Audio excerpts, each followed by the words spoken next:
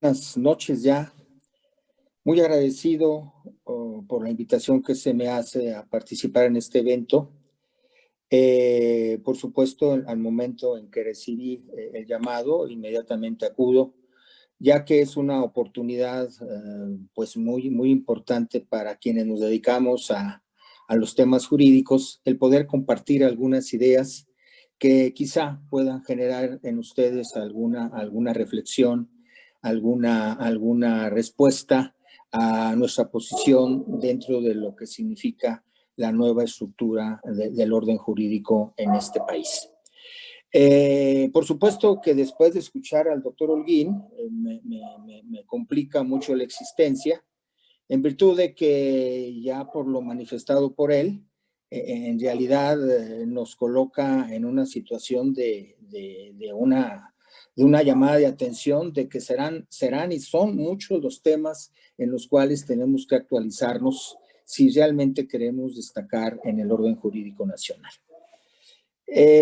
¿Por qué decidí y por qué también los dirigentes de la CONCAM aceptaron el que yo manejara un concepto que parece ser muy sencillo: democracia constitucional? Quiero expresarlo de la siguiente manera, a partir de dos supuestos básicos que todos conocemos. En el año 2011, junio 2011, sin darnos cuenta, y algunos todavía no se dan cuenta, de que cambió radicalmente el orden jurídico nacional, de que los niveles de conocimiento de la ley, como se nos explican en las universidades, como se nos explican en nuestras enseñanzas, en los cursos, en las conferencias, en las capacitaciones, en las maestrías, nuestros conocimientos en el tema constitucional no son los adecuados.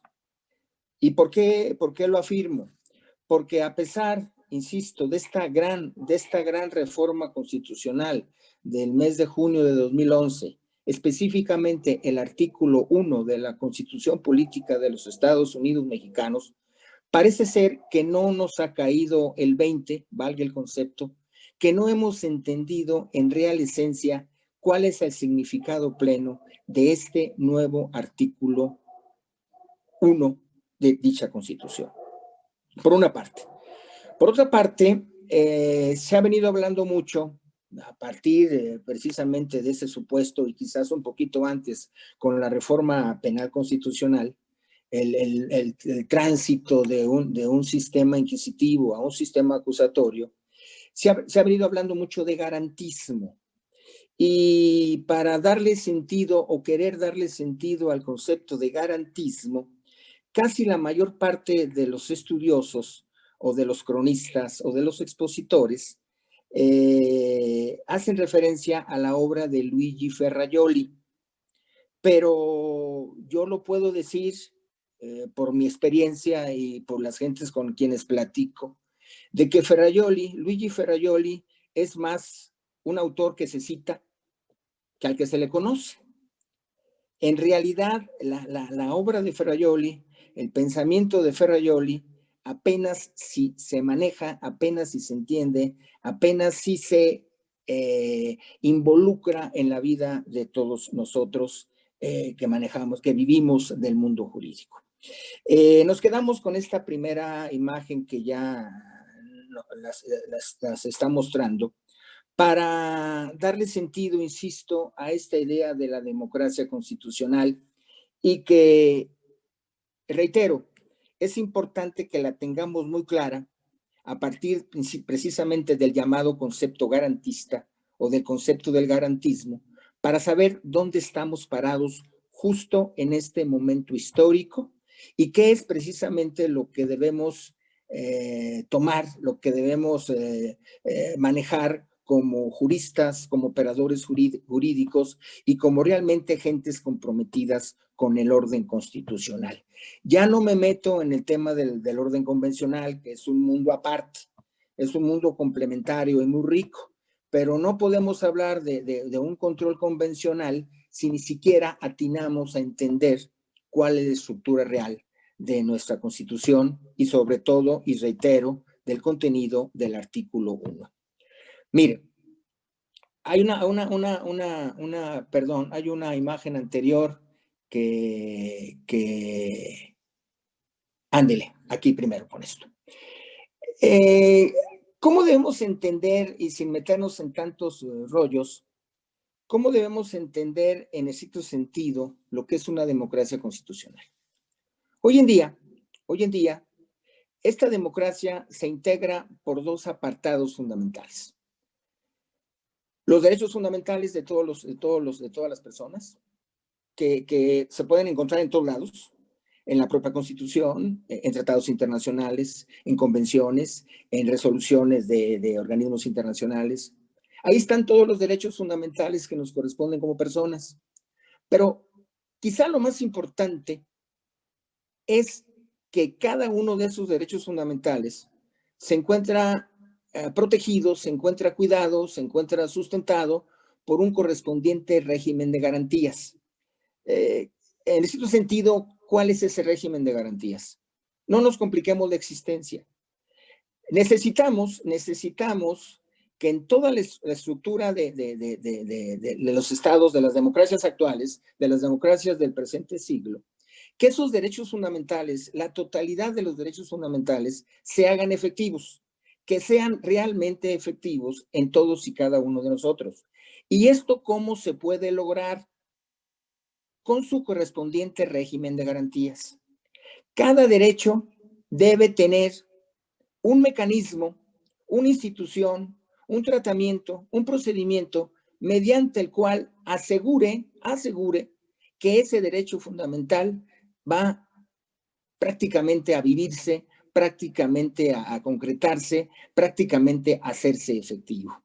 Entonces, no basta, señores, no basta que el artículo 1 constitucional nos diga que estamos rodeados de derechos y que tenemos, el Estado tiene la obligación de hacerlos efectivos, sino que deben realmente en la vida cotidiana, en la vida de todos nosotros, deben hacerse efectivos esos derechos.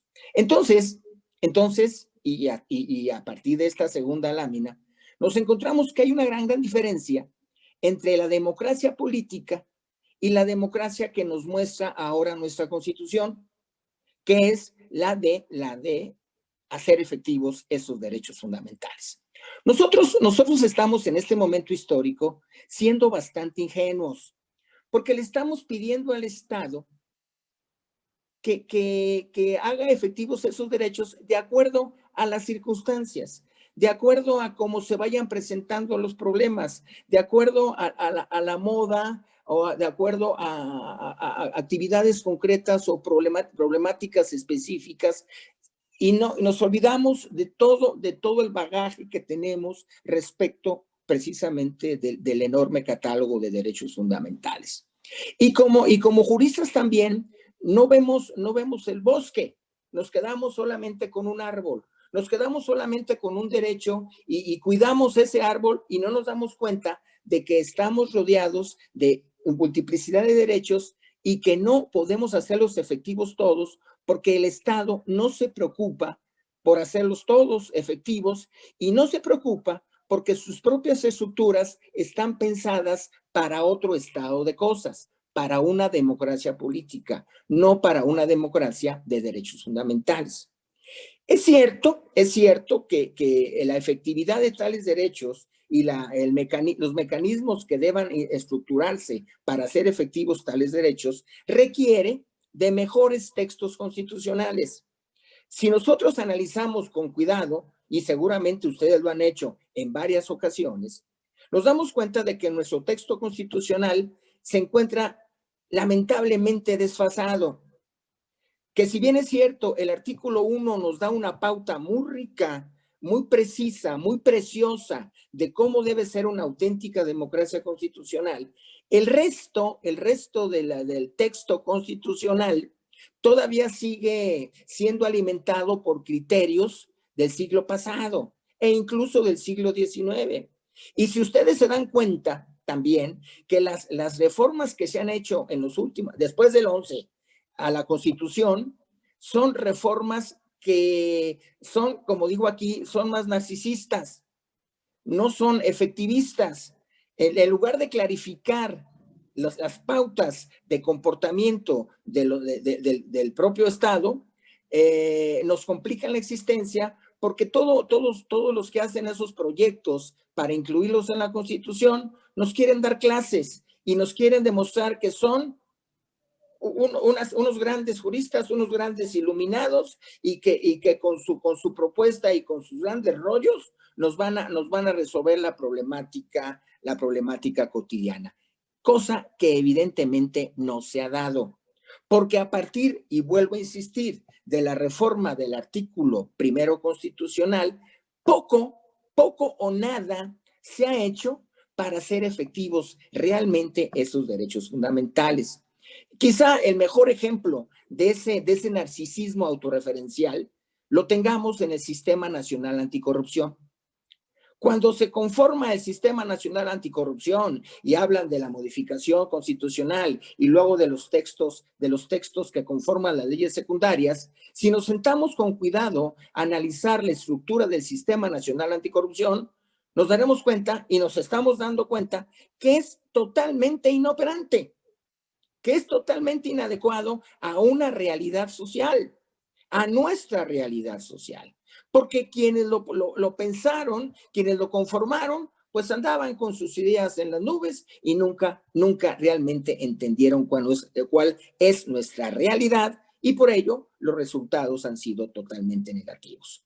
Por otra parte, y lo estamos viviendo en este momento y lo vamos a vivir todavía más el próximo año, el conocimiento que tenemos, el conocimiento común que se ha dado a la gente de lo que sea la democracia, realmente lo están reduciendo ese concepto al puro ejercicio del voto, a la llamada voluntad popular. Para nosotros, y esa es la idea que se está manejando hoy en día, lamentablemente, un concepto de democracia meramente reducida al ejercicio del voto, cuando la democracia constitucional debe estar vinculada a los derechos fundamentales y no solamente al ejercicio del voto. Y entonces, cuando se reduce el concepto de democracia al puro ejercicio de la voluntad popular, pues se limitan, pero notablemente, los horizontes de la política. Y lógicamente, ya una vez que se manifiesta esa voluntad popular, le pedimos, le rogamos, nos hincamos ante el ganador para que haga efectivos nuestros derechos fundamentales, porque pues por eso ganó y por eso nuestro voto lo llevó al ejercicio del poder para que nos hagan el favor de hacer efectivos nuestros derechos fundamentales. Y los derechos fundamentales ya no son la exigencia constitucional, sino de la buena disposición de los gobernantes. Y entonces el gobernante dice, entonces como tú me hiciste ganar y como tú me llevaste al poder, entonces yo te concedo el ejercicio de específico derecho fundamental. ¿Cuándo? Pues no es así. Cuando el ejercicio del derecho fundamental es su plena obligación de acuerdo a la estructura de esa democracia en la que nos encontramos ahora, si se hace una adecuada y atinada lectura del, reitero, artículo primero de la Constitución. Entonces, no debemos estar a expensas de esa voluntad política. Yo recuerdo cuando fui algunas veces funcionario público, que sí, cuando decíamos, a ver, ¿cómo resolvemos este problema? O sea, lo primero que necesitamos es que haya voluntad política del gobernante. Caray, el problema se va a resolver porque a ver si el gobernante lo quiere hacer, a ver cómo anda de humor, a ver cómo anda de ánimo para saber si tiene o no voluntad política de resolver el problema. No, es su obligación hacer efectivos derechos fundamentales. Por favor, si me pasan a la siguiente lámina. Entonces, sobre esas bases, ¿qué necesitamos? No voluntad política. ¿Qué necesitamos? Nuevos mecanismos de garantía. Entiéndase, nuevas instituciones, nuevos procedimientos, nuevas formas de hacer efectivos los derechos fundamentales. ¿Por qué? Insisto, vivimos en una democracia plebiscitaria. ¿Cuál es el defecto o cuál es el pecado de la democracia plebiscitaria? Pues que ahí solo opera la omnipotencia de la mayoría. 50+1 y punto. Y señores, eso no es la democracia constitucional. Hay que eliminar la idea de que el consenso popular sea la única fuente de legitimación del poder político. Porque con ello, ¿qué se legitiman? Pues los abusos. ¿Y qué se legitima? Pues las críticas y los controles al ejercicio del poder. Ah, como tú eres minoría, y como tú estás en mi contra, y como tú me criticas, eso es malo. Hoy estoy pidiendo que hagas efectiva la Constitución. No, es que tú no estás jugando con la mayoría. Y como a mí pues, me puso la mayoría, yo por eso todas mis decisiones están legitimadas. Es decir, que las decisiones que actualmente se toman en el ejercicio del poder están sustentadas en el puro principio de mayoría. Y eso no es posible ya en este momento por una sencilla razón, porque la democracia constitucional está sustentada en la existencia de derechos fundamentales y la necesidad de hacer efectivos esos derechos fundamentales. A ver, ¿qué es esto de la voluntad popular? Sí, es importante, lo vemos en la próxima lámina, es importante entender que el ejercicio del voto sí es relevante, sí es determinante para que alguien asuma las decisiones públicas. ¿A través de quiénes? Pues a través de sus representantes. Entendemos que es una democracia representativa. ¿Sí? Entonces, con esta inicial idea de que se elige a los representantes, con eso se legitiman las decisiones que de manera directa o indirecta realiza el gobernante, sustentados ¿en qué? En la voluntad popular. Con eso se legitima inicialmente el ejercicio del poder. Pero esta idea de que la pura elegibilidad es suficiente para el ejercicio del poder, esta idea no toma en cuenta lo fundamental, el contenido de las decisiones, el qué de las decisiones. Voy a poner un ejemplo muy burdo para que entendamos esto de las mayorías y del contenido de las decisiones. Sí, como elector, sí, como persona que puedo decidir sobre quién puede ser mi representante o sobre quién me puede gobernar, le doy la facultad de que tome las decisiones a mi nombre, pero decisiones que están limitadas por los contenidos de los derechos fundamentales. Es decir, yo gobernante no voy a poner por decisión de la mayoría si a determinado grupo, a determinadas personas, le aplico o no la pena de muerte. Eso no se puede discutir, señores. Como esta tontería de decirle a la gente, oye, ¿podemos o no procesar a los antiguos actores políticos? Eso es burdo, eso es corriente, eso no es válido. Aparentemente sí, porque opera el principio de la mayoría, pero esta idea de la mayoría no es factible ya de manera absoluta y plena en los contenidos de una democracia constitucional. La democracia constitucional, la democracia constitucional efectivamente atiende a un elemento formal. Sin embargo, dentro de esa formalidad, el propio ejercicio del poder establece con claridad sobre qué sí se puede decidir y sobre todo sobre lo que no se puede decidir. Es decir, todo aquello que no favorezca el ejercicio de derechos fundamentales, puede ser objeto de decisión mayoritaria. El respaldo popular no puede legitimar esas decisiones. ¿Por qué? Porque ese respaldo popular, en la medida que afecta a los derechos de libertad de los gobernados en su sentido más amplio, y que aquello que impida la satisfacción de los derechos sociales Eso, insisto, no puede ser legitimado por las mayorías. ¿Por qué? Porque la propia estructura de la democracia constitucional nos dice, tu Estado, sí, tus representantes están legitimados por la mayoría en la medida en que hagas efectivos y que solamente puedas y debas hacer efectivos esos derechos fundamentales. Mientras ello no suceda, todo lo demás no tiene por qué mandarse a mayoriteo, no tiene que mandarse a decisión popular.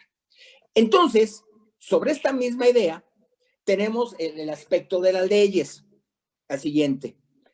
Decíamos, tenemos un artículo 1 constitucional. Muy bien, la anterior.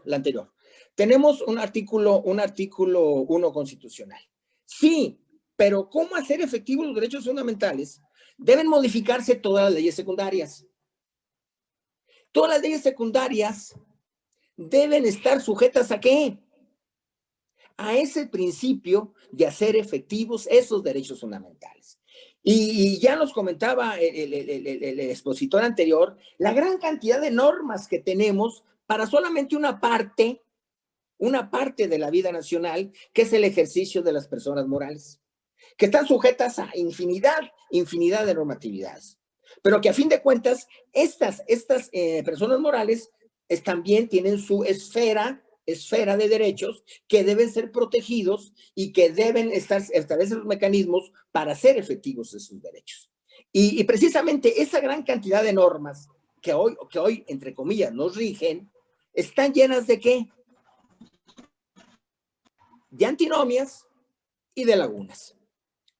Muy sencillo, las antinomias, las terribles contradicciones que tenemos entre una ley y otra, incluso al interior de las propias normas, y por supuesto, las lagunas que implican que hay determinados aspectos de derechos fundamentales que ni siquiera son contemplados, que ni siquiera son regulados, que ni siquiera son conocidos ni por la ley ni por las autoridades. Un ejemplo, y ojalá que se pueda discutir más adelante este punto respecto de las antinomias en el tema que se expuso anteriormente de la responsabilidad penal de las personas morales, que bien, es cierto, se establece un artículo del Código Nacional de Procedimientos Penales, cómo se establecen los niveles de responsabilidad penal de dichas organizaciones. Yo no sabría cómo resolver el tema de la culpabilidad en este tipo de organizaciones para establecer la responsabilidad. Y yo no sabría decirlo porque el propio Código Nacional de Procedimientos Penales establece con claridad qué debe tomarse en cuenta para el dictado de una sentencia condenatoria. Y establece con claridad muchos elementos y uno de ellos establecer los niveles de culpabilidad. Y yo me pregunto, caray, ¿cómo hacerle? ¿Cómo manejar? ¿Cómo valorar el tema culpabilidad en la intervención de personas morales en la realización de un hecho? Pero bueno, esas son precisamente las contradicciones que se pueden encontrar y que evidentemente tienen que resolverse.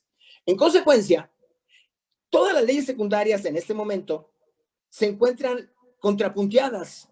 La mayor parte de las leyes secundarias se encuentran contrapunteadas con el artículo 1 constitucional. Y entonces, el siguiente paso para que tengamos una auténtica democracia constitucional es darle una validez formal y una validez material a todas estas leyes y evitar esas antinomias y lagunas que después nos van a meter en muchos problemas al momento de operativizar algunas actividades de los organismos públicos. Así que, aquí hay otro punto. La siguiente lámina. Normalmente, el gobernante, sobre pretexto de la mayoría, sobre pretexto de haber sido electo por la mayoría, subordinaba al derecho a sus criterios políticos, a su voluntad política. Utilizaba el derecho para hacer efectivos los criterios de la mayoría. Hoy no. Y no puede aceptarse este planteamiento. Hoy lo que se debe aceptar es que precisamente sea la norma la que sujete las decisiones gubernamentales. En pocas palabras, ¿Cuál sería la mejor campaña política a propósito de lo que viene el año próximo? ¿Cuál sería la mejor campaña política? Una, señores, hacer efectiva la Constitución, porque yo, gobernante, estoy sujeto a los criterios de la Constitución. Yo no voy a prometer nada más y no voy a encandilar a mis electores diciéndole que voy a hacer maravillas. Yo solamente voy a buscar una cosa, hacer efectivo el contenido de la Constitución Política de los Estados Unidos Mexicanos. Es la Constitución, son las leyes secundarias acordes a esa Constitución los que deben sujetar el ejercicio del poder. Y que, si bien es cierto, quien se encuentra en el ejercicio del poder es llevado por una mayoría, esta mayoría debe estar consciente de que quien va a representar sus intereses no son precisamente sus intereses, son los intereses de la Constitución Política de los Estados Unidos Mexicanos. Así de sencillos. Entonces, ¿qué es lo que hay que hacer? Pues no violar los derechos de libertad y hacer efectivos los derechos sociales. No hay otra salida. La democracia constitucional no nos marca otras pautas más que las señaladas. Entonces, el actual Estado constitucional del derecho no admite poderes absolutos. Deben estar esos poderes sujetos a las leyes. Por lo tanto, hay que darle otro sentido, el sentido propio de este siglo XXI al concepto de la soberanía. La soberanía está en el pueblo. Sí, de acuerdo. El ejercicio del voto es fundamental, de acuerdo.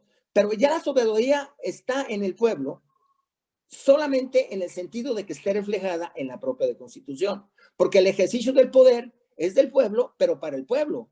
Y el ejercicio del poder está supeditado al respeto de los derechos fundamentales que los tiene el pueblo y a los mecanismos de hacer efectivos esos derechos fundamentales en beneficio del pueblo.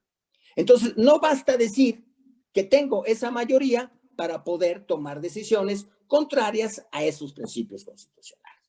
Entonces ya tenemos una diferenciación importante dándole vueltas a lo mismo y para que quede claro. Y así la siguiente lámina. ¿Cuáles son las garantías negativas? Pues prohibiciones correspondientes a expectativas negativas. Es decir, ¿qué es lo que debe cuidarse? Que no haya lesión, que no haya afectación de los derechos fundamentales, derechos de propiedad, derechos de libertad, derecho a la vida, derecho a la salud, derecho a todo. ¿Y cuáles son las obligaciones, las garantías positivas? Pues las obligaciones que tiene el Estado para darle al gobernado las prestaciones correspondientes a los llamados derechos sociales. La educación, la asistencia sanitaria, por ejemplo, ¿no? Pero, insisto, ¿qué es lo que tenemos? ¿Cómo andamos de mecanismos? ¿Cómo andamos de hacer efectivas esas garantías? A ver, vamos a hablar, ya que el expositor anterior como que anduvo rondando por el mundo penal, vamos a hablar de que en el mundo penal, en el sistema penal, tenemos tres actores fundamentales en el sentido de personas con derechos. ¿Y cuáles son los actores fundamentales en el sistema penal? Por supuesto, la víctima, el ofendido y el imputado. Bueno, esos tres actores tienen sus derechos. Los derechos de la víctima, los derechos del ofendido, los derechos del imputado. ¿Hay que hacer efectivos esos derechos? Sin duda alguna. Sin duda alguna. ¿Cuál es el mecanismo adecuado para hacer efectivos esos derechos? Se entiende que el nuevo sistema penal. No el nuevo proceso penal, el nuevo sistema penal, que se estructuró precisamente para hacer efectivos los derechos de víctimas, ofendidos e imputados. Bien, ya tenemos ese mecanismo. ¿Está funcionando? ¿Está operando adecuadamente? ¿Qué es lo que está fallando? Volvemos al tema de las antinomias, venimos al tema de las lagunas, de que esas normatividades están cortas y no están logrando hacer efectivos esos derechos. ¿Por qué? Porque solamente se modificaron algunas partes, el tema del proceso, pero los códigos penales siguen siendo códigos penales de la antigüita, códigos penales con criterios inquisitivos, códigos penales del siglo XIX. Y ahí precisamente aparecen estas contradicciones y por eso ese mecanismo de garantía de hacer efectivos derechos de víctimas, ofendidos e imputados no está funcionando. De ahí que, ¿qué es lo que se tiene que modificar ahora? Las instituciones del Estado. Y hablar de modificar las instituciones del Estado es a partir de modificar las leyes secundarias que nos ayudan a generar esos mecanismos de protección de derechos fundamentales. Así que tenemos las garantías primarias, tenemos las garantías secundarias. Las garantías primarias es la suma de garantías positivas y negativas, las secundarias son los mecanismos jurisdiccionales, que también en este sentido tenemos algunos problemas. El juicio de amparo se modifica con todo esto, e incluso el juicio de amparo está ¿para qué? Para proteger derechos fundamentales, pero también para proteger la forma de hacer efectivos esos derechos fundamentales. En pocas palabras, el juicio de amparo es la garantía de las propias garantías de los derechos fundamentales. Y así que, ¿a dónde vamos con todo esto? Pues que en este momento el legislador ordinario, el legislador está obligado de producir una legislación que sea propia para hacer efectivos todos los derechos constitucionalmente establecidos, de clarificar las funciones e instituciones de garantía en todos los sentidos, incluso ante eventos tan drásticos o tan dramáticos como el que estamos viviendo ahora. Sí, todo mundo, no es que tengamos derecho a la salud, tenemos derecho a la asistencia sanitaria, a la asistencia de los mecanismos de salud, a eso tenemos derecho. Bien, ¿qué está sucediendo? Pues de que esa garantía ahorita está, tronada. ¿Por qué? Porque llegó un fenómeno que no han sabido clarificar por qué surge, cómo realmente se desarrolla, cómo realmente nos está pegando, y esos mecanismos, como estaban previstos en la ley, no están funcionando en la actualidad, y peor aún, porque ni siquiera se aplica la norma sanitaria para tratar de resolver este problema de esta llamada pandemia.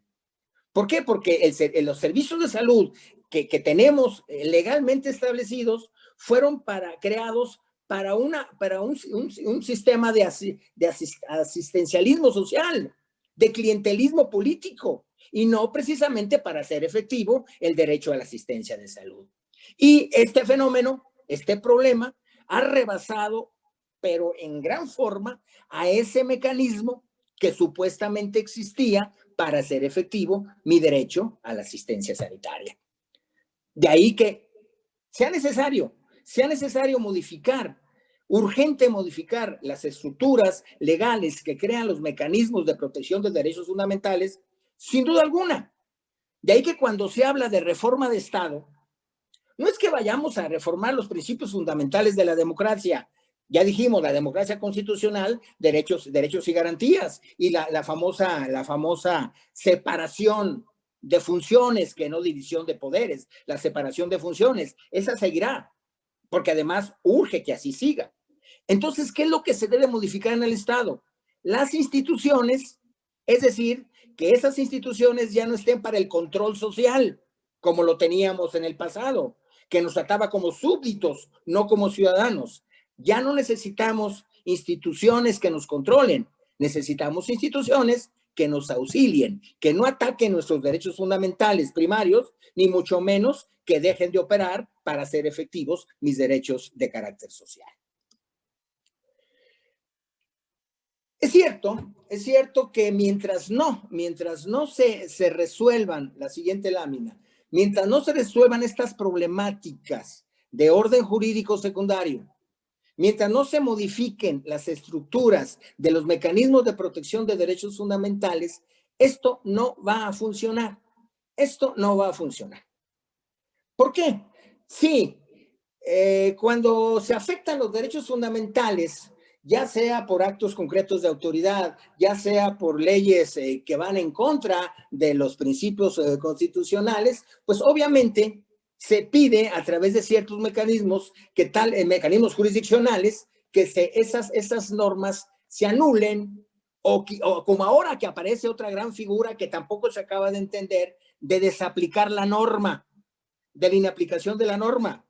La recuerdo, hoy en día, precisamente a partir de estos convencionalismos, es obvio que si una autoridad, no solamente la jurisdiccional, una autoridad se encuentra que la ley que tiene que aplicar y con la cual se rige esa actuación atenta a esos derechos fundamentales, esta autoridad está autorizada para desaplicar la norma.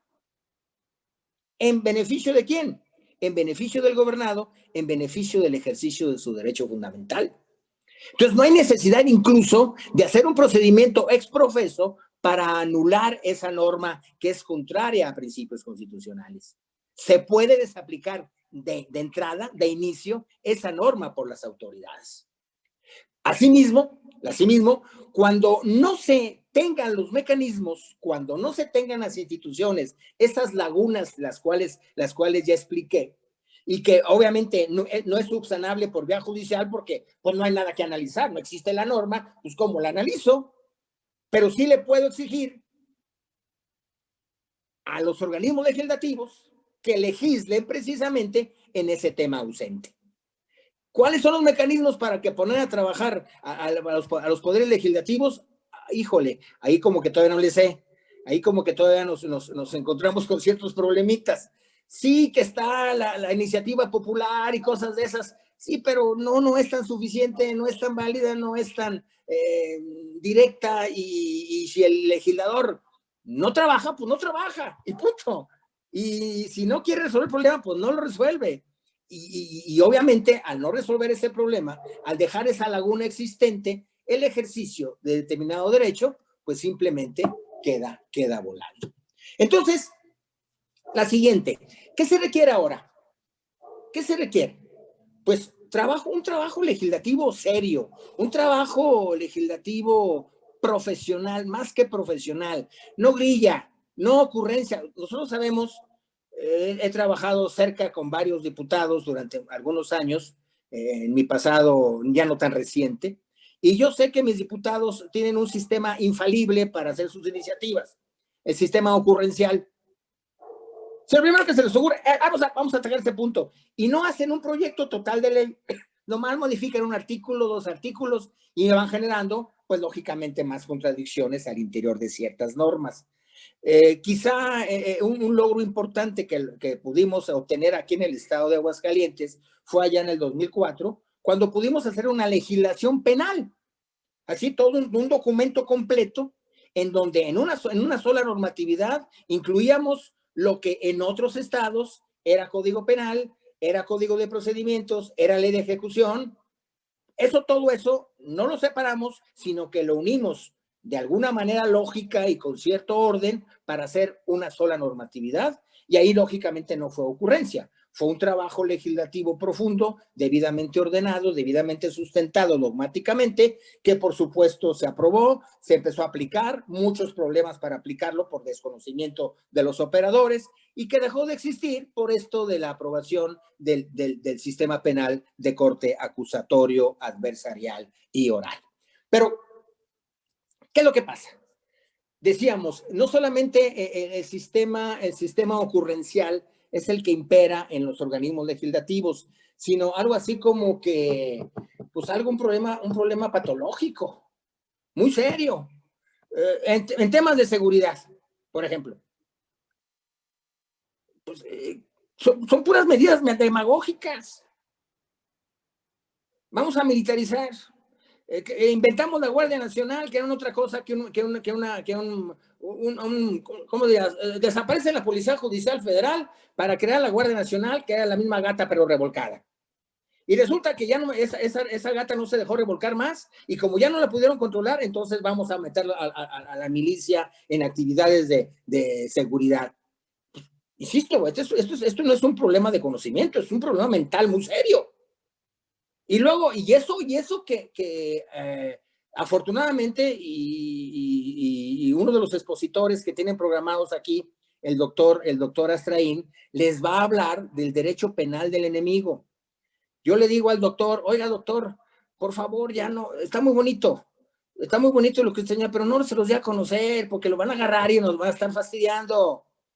Porque usted les va a dar armas para que nos sigan fastidiando.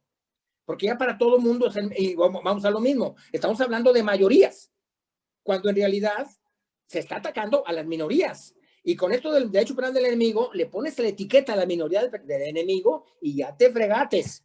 Entonces, oiga, doctor, no sea tan claro, porque sí, les va a abrir los ojos, y con estos problemas patológicos que tienen, caray, no sé cómo vayan a resolver estos problemas.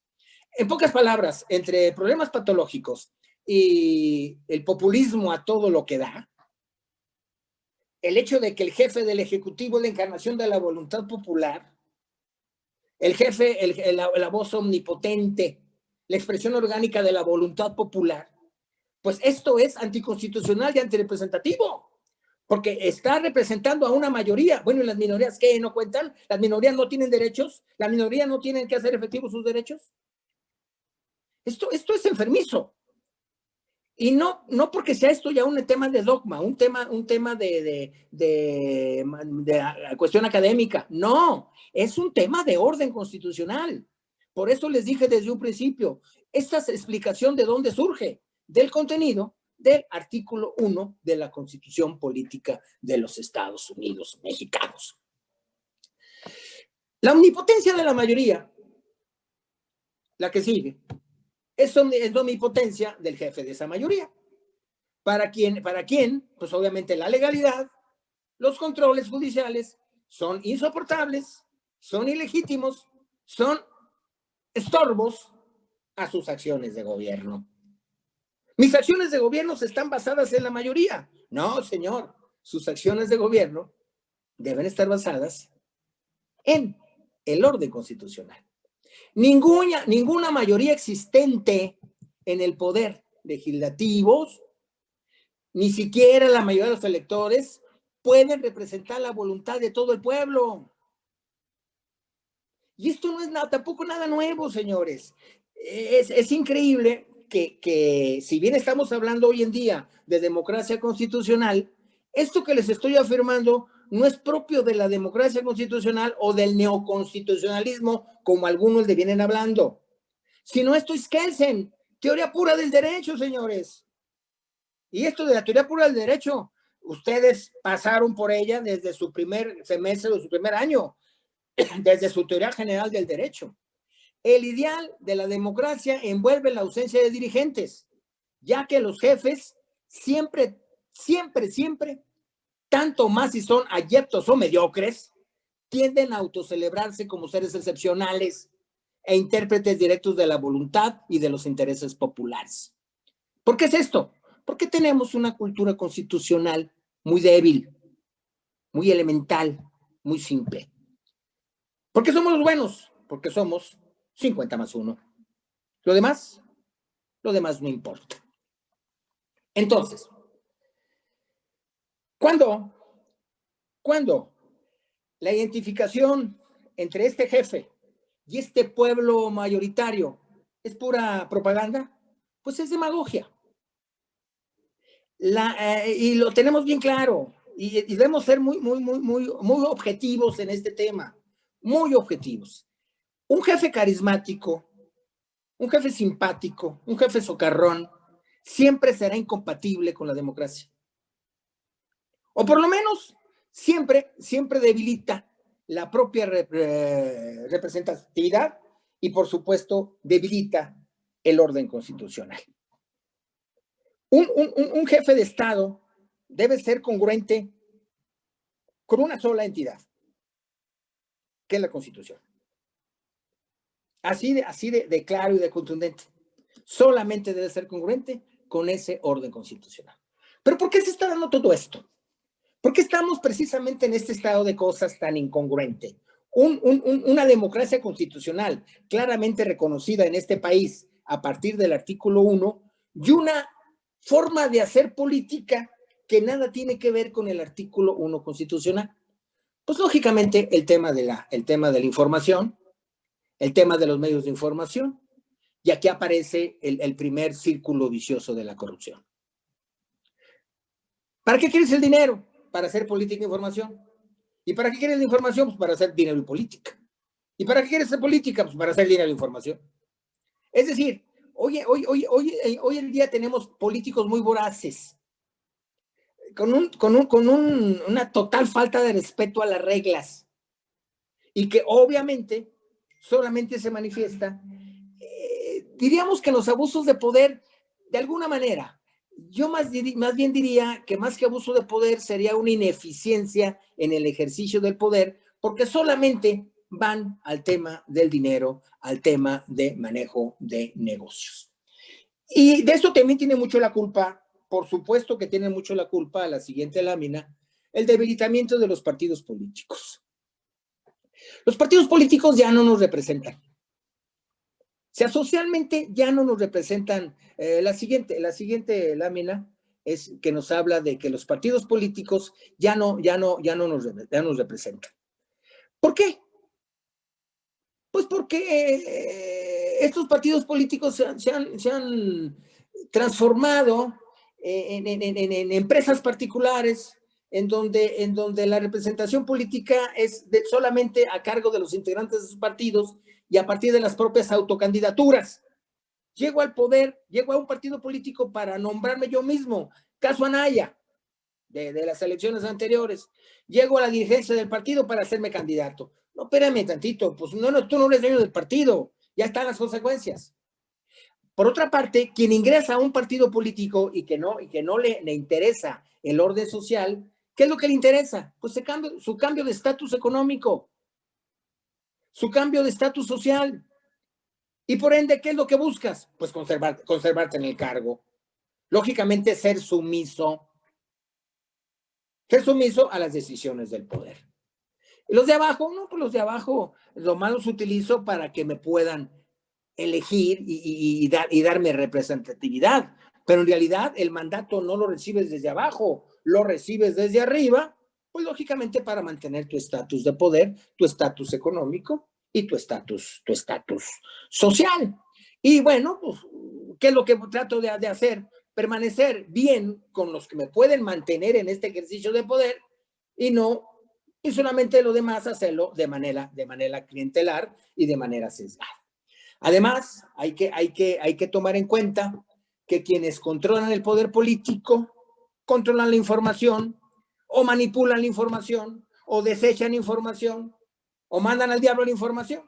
Entonces ya no sabemos si la libertad de prensa o de información sea una variable dependiente de mercado, un principio de derecho o principio de derecho constitucional, o lo que es una subordinación. La libertad de prensa, la libertad de opinión, ¿qué es ahora? ¿Un derecho fundamental o una simple subordinación a quienes ejercen el poder? Es decir, los derechos de libertad, en lugar de operar como límites al poder, pues el poder limita esos derechos de libertad. ¿Cuáles? Los derechos de opinión, los derechos de información.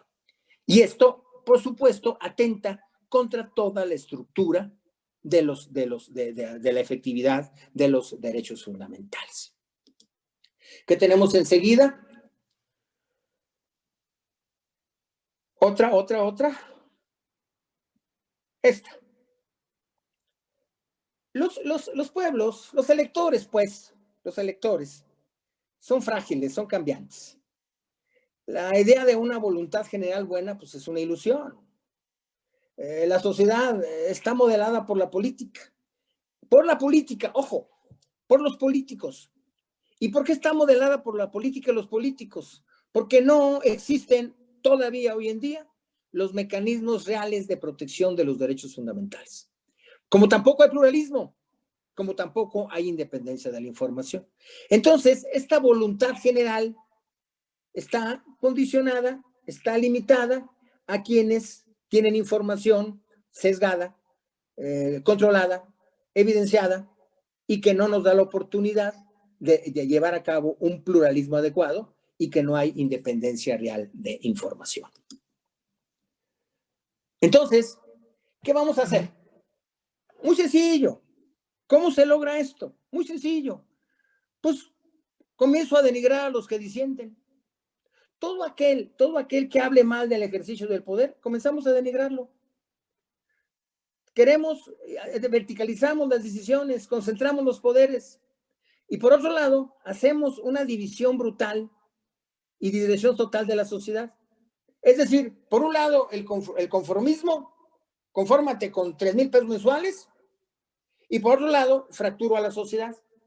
De ahí que quien no se identifique con la voluntad popular, quien no se identifique con la voluntad popular expresada por el jefe, siempre será un potencial enemigo. ¿Por qué? Porque no forma parte de la mayoría.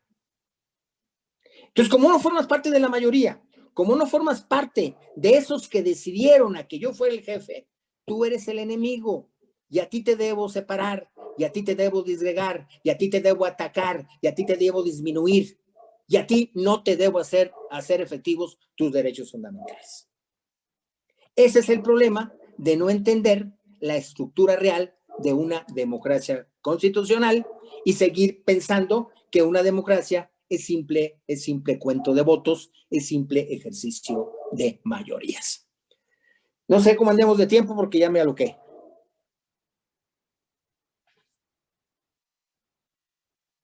Bueno, mientras no me regañen, pues sigo. Otro aspecto. Sí, adelante, perdón. Adelante. No, sí, ok, gracias.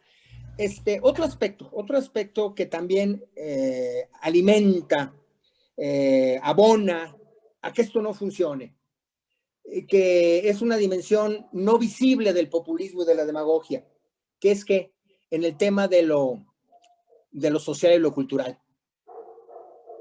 decadencia de moral pública, exaltación y exhibición de la vulgaridad e ignorancia, tanto en el lenguaje como en la práctica política. Perdón, somos más corrientes. Por eso se ataca a los intelectuales. Por eso se ataca a toda manifestación cultural más o menos de calidad. Por eso se glorifica los temas artísticos, entre comillas, insisto, más corrientes que podemos tener en el país. Por eso los medios de comunicación están llenos de ¿qué? De gente grosera, de gente elemental, de gente corriente, de gente sin idea, de gente sin valores. ¿Por qué? Porque eso ayuda a mantener los niveles de demagogia, a los niveles de populismo y de que no haya crítica real, crítica sustentada, crítica pensada, porque nuestros niveles culturales, así, veladamente, poco a poco, van bajando de nivel. Yo tengo por ahí mis programas de radio, trabajo música de jazz, trabajo música, pues, de calidad. Y me pregunto, a ver, ¿dónde quedaron los grandes compositores de este país? Aquellos que dominaban con su romanticismo los 40, 50 del siglo pasado. Ya no tenemos. ¿Qué tenemos ahora? Nada, pura corrientez.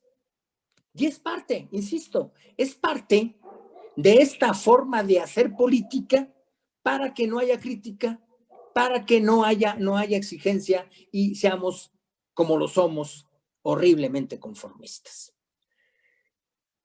Una democracia constitucional, por favor, las que siguen. Una democracia constitucional, otra, la que sigue. Esa mera. Una democracia constitucional debe estar debidamente amurallada, debidamente sostenida por la opinión pública. ¿Y qué es la opinión pública? Pues la opinión que se forma sobre cuestiones políticas. Sin embargo, la opinión pública no lo es en ese sentido. ¿Por qué? Porque lo que se maneja hoy como opinión pública son opinión de intereses privados. Y entonces, con esos intereses privados, realmente no se logra comprender qué es lo que se busca en el ejercicio total del gobierno.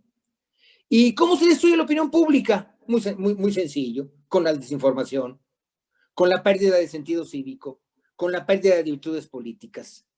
Y además, ¿cómo se destruye esta opinión pública? Yo tengo otros datos, aunque no estén debidamente sustentados, o que como hoy en día, se maneje un discurso monotemático, lucha contra la corrupción. Todos son corruptos, vamos a acabar con los corruptos, todo lo que hago todos los días es acabar con los corruptos, aunque no tengamos idea de cómo atacar el problema básico de la corrupción, no solamente en las instituciones de gobierno, sino en la propia sociedad. Pero, insisto, se habla mucho del tema de anticorrupción, se habla demasiado sobre la anticorrupción, pero no se hace absolutamente nada. No se ha hecho absolutamente nada. No se ha movido un solo reglamento, ya para qué les digo una ley completa. No se ha movido un solo reglamento desde que hicieron ese Sistema Nacional Anticorrupción, que como dije, es totalmente inoperante. No se ha hecho absolutamente nada por hacer efectivo ese discurso de que estamos atacando, de que estamos acabando con la corrupción. Solamente con spots, solamente con ideas de que ya se detuvo a Juan, a Pedro, a X, a Y ahí quedó, y que siempre no, y desaparecieron y no resuelven absolutamente nada. A esto, lógicamente, ¿en qué se traduce el que no haya una opinión pública sustentada? Pues a lo que se ha venido generando en los últimos ejercicios electorales. Cada vez, la siguiente lámina, cada vez hay más abstencionismo. Cada vez hay más abstencionismo. ¿Por qué? Porque cada vez la gente está menos informada. ¿Por qué? Porque los partidos políticos, ya no importa el número, si sean 2, 3, 15, 20, están perdiendo representatividad, están perdiendo arraigo social. ¿Cómo se reclutan hoy en día los afiliados de los partidos políticos? Son puros familiares, son puros conocidos, relaciones personales, son su propia clientela. Lógicamente, no hay una moral, no hay un conocimiento intelectual en la clase política. Toda la clase política está huérfana. Lo que buscan es negocio. Son oligarquías burocráticas, son máquinas electorales. No hay participación activa. ¿Cuál es el único argumento válido? Volvemos a lo mismo. El que ya no es posible sostener en la actual democracia. La mayoría. ¿Qué es lo único que buscamos? Mayoría. ¿Cómo? Como sea. Pero ese como sea no es de la mejor calidad. Y las consecuencias, insisto, se están dando. Es mayor el abstencionismo. Y digo es mayor, pues que hay que dar una adecuada lectura a las estadísticas. Aparentemente, cada ejercicio electoral votan más. Aparentemente. Pero somos más habitantes. Somos mucho más habitantes que los que realmente realizamos el ejercicio del voto. Y cada vez el abstencionismo, insisto, es alarmante. ¿Y por qué es alarmante? Porque la gente no está bien informada, porque la gente no está involucrada realmente en temas de orden político. En fin, todo esto de que no haya interés por participar, es evidente que está sustentado, es evidente que es resultado de una muy mala libertad de información. Y aquí sí es un tema, la siguiente lámina, que requiere de un análisis más profundo, un análisis de más contenido, de más exigencia intelectual, de más exigencia dogmática, cómo realmente transformar los medios de información. Es que no hay, en estricto sentido, no hay un derecho a la libertad de información. Porque este derecho a la libertad de información se ha transformado en un derecho a recibir información. Y no es precisamente la información más adecuada. Entonces, este derecho a la no desinformación y a la no manipulación de las noticias es lo que debemos exigir. Es que necesitamos, el derecho a la información es a estar bien informado y que los informes no sean manipulados.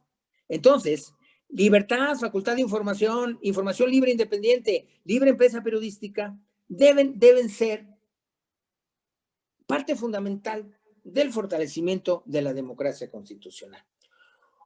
Yo conozco varias entidades periodísticas que aparentan todas ellas decir verdades, que aparentan todas ellas hacer ejercicio de libertad de información, pero que en la mitad de sus noticiarios de televisión, de radio, de redes o por escrito, la mitad de la información, más de la mitad de su información, entre comillas, son boletines.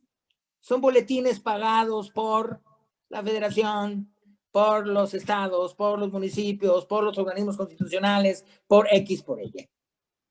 Entonces, ¿libertad de información? No. ¿Libre empresa periodística? No. Pues si estoy pagando para que me digas que soy un excelente presidente municipal y de que el problema de seguridad pública de la colonia X ya está resuelto, porque te lo mando en un boletín. Y un boletín que lógicamente está pagado. No hay peor ejemplo de que no tenemos una información libre e independiente. Sigo insistiendo en el tema de mis programas de radio, de que, por ejemplo, en Radio Universidad de Guanajuato, donde yo produzco, tengo que estar sujeto a que cada 30 minutos me corten mi rollo, me corten mi programa para meter información oficial de lo más deleznable, de lo más corriente, de lo más intransigente, de lo más estúpido que podemos tener en términos de información. Y eso, insisto, no es libertad de información. Eso es te doy lo que yo quiero que escuches para mantenerte alejado de la política. Soluciones, ya para concluir. Soluciones. Parece sencillo, ¿no? Fortalecer los valores del constitucionalismo democrático. ¿Cómo? Pues refundar la representatividad del sistema político. Empezando, ¿por qué? Por la conformación de las cámaras, diputados y senadores. Y otra vez a Kelsen, para que vean, no es nada nuevo. Otra vez a Kelsen. El sistema, la representación proporcional, es la aproximación más grande posible al ideal de la autodeterminación dentro de una democracia representativa y, por tanto, el más democrático de los sistemas electorales. Representación proporcional. Poner freno a la borrachera mayoritaria. El sistema bipolar niega artificialmente el pluralismo político y la complejidad social. El sistema mayoritario bipolar solo funciona en aquellos estados que respetan aceptablemente la división de poderes, lo que no sucede en este país. Y no solamente podemos establecer los ganadores y los perdedores, porque de los perdedores hay una cantidad enorme de ideas y de fragmentaciones y de derechos que también tienen que ser efectivos. Y mientras no se recompongan las cámaras de diputados y senadores para que haya una auténtica representación de todas las entidades que conforman una sociedad, esto no va a funcionar. La representatividad no debe ser solamente a partir de mayorías, sino también a partir de conocimiento, de conocimiento y respeto a esas mayorías. Por supuesto, y la siguiente lámina, como solución, modificar a profundidad los mecanismos anticorrupción para lograr la adecuada separación de intereses económicos del Estado con los intereses económicos de los particulares. Es decir, ¿por qué tenemos corrupción? Porque hay un maridaje brutal entre quienes ejercen el poder y tienen el recurso financiero y quien obtiene ese recurso financiero por intentar hacer algo bueno o hacer algo adecuado. Y obviamente, la mayor parte de las veces no sucede. Y esos dineros, pues lógicamente se pierden en todo, menos en lo que corresponde crear los mecanismos de protección de los derechos fundamentales. Pero tampoco hay que ser tan agresivo. Hay que revisar los conceptos costo-servicio y revisar a plenitud los conceptos de conflicto de interés. Porque los conflictos de interés se giran hacia los de abajo y no hacia los de arriba. Y obviamente hay que ser muy cuidadosos en valorar esos conflictos de interés. Por supuesto, revisar la naturaleza jurídica de la separación de poderes. Tomar en cuenta los conceptos tales como funciones e instituciones de gobierno y funciones e instituciones de garantía. Y concluyo, mejor dicho, con la idea de que hay que regresar al contenido básico del artículo 1 constitucional. Asimismo, pues por supuesto, ya hablé de la ineficacia de los partidos políticos. Hay que refundar los partidos políticos. Hay que refundarlos. Hay que acercar más a los partidos políticos a las necesidades de la sociedad y eliminar los intereses personales. Porque la participación de los ciudadanos. Un ciudadano, y viene lo que sigue, debidamente informado. Un ciudadano debidamente informado para que participe adecuadamente en la reestructuración de los partidos políticos, que no sean máquinas electorales, sino que lleven al ejercicio del poder a gentes que conozcan, que sepan de lo que es hacer efectivos esos derechos fundamentales. Una auténtica libertad de información para que esos medios de comunicación no vendan tiempos al Estado, porque en todo caso el Estado es el que impone condiciones y por supuesto mal informa. Concluyo ahora sí, y con la siguiente lámina. La democracia constitucional está expuesta a constantes manipulaciones por las deformaciones de la representación política. Es lo que estamos viviendo ahora. No está siendo efectiva en México la democracia constitucional, no obstante la existencia del artículo 1. ¿Por qué? Por las manipulaciones y por las deformaciones que tenemos hoy en día de la representación política. Ejecutivo, legislativo, tanto a nivel federal como a niveles estatales, por supuesto a nivel municipal. La democracia política representativa no está solo limitada, sino también garantizada por la democracia constitucional. Es decir, si se elige a alguien para que represente los intereses del pueblo, estos intereses del pueblo no son los intereses que cree el gobernante, son los intereses que están establecidos en la propia Constitución. Todos los derechos fundamentales son poderes y contrapoderes sociales, capaces tanto de equilibrar y limitar los poderes de la mayoría, como de dar efectividad a la representación política. Y creo que así ya acabé. Gracias.